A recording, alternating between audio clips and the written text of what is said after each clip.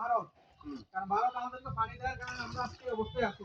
সেটাই তো এখন এখন আমাদের সবাই, খালি আমরা না, সবাই সবাই নিজের জায়গা থেকে সচেতন হতে হবে, ঠিক আছে?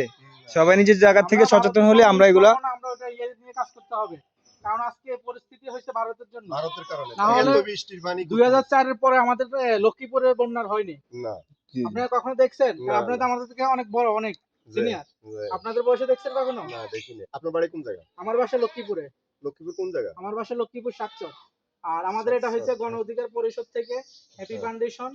আমাদের ওই সম্মানিত বড় ভাই তারেক ভাই, তার মাধ্যমে এটা তারেক ভাই গত পরশুদিন আসছিল, আপনাদের এলাকায় দেখে গেছিল।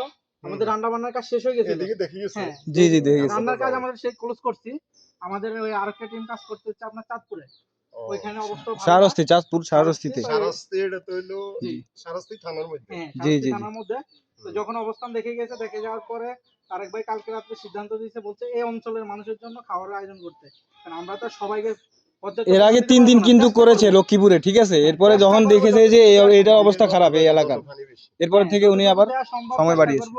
আর আপনাদের এলাকার কিছু পোলা আছে ভলান্টিয়ার ভাইরা, এরা আমাদেরকে অনেক হেল্প করছে। না আছে হ্যাঁ, এরা আমাদের কাছে যায় আপনাদের জন্য খাবার নিয়ে এখানে আসছে। তারা আপনাদের এলাকার রত্ন হিসেবে নিতে হবে, কারণ এই অবস্থায় তারা যদি যায় বা এত ইয়ে করতেছে, তাদেরকে আপনারা ভালো একটা ইয়ে করবেন, সাপোর্ট করবেন তাদেরকে সবসময়।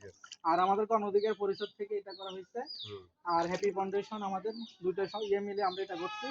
আর আমাদের তারেক ভাইয়ের জন্য দোয়া করবেন। আচ্ছা ঠিক আছে, আলহামদুলিল্লাহ। ঠিক আছে। আর ভারতীয় পণ্য বর্জন করবেন, ঠিক আছে? হ্যাঁ ঠিক আছে। আর সবাইকে বলে দিবেন, এই মেসেজটা সবাইকে পৌঁছায় দিবেন, ঠিক আছে? অবশ্যই অবশ্যই। ওকে, আসসালামু আলাইকুম, ভালো থাকবেন।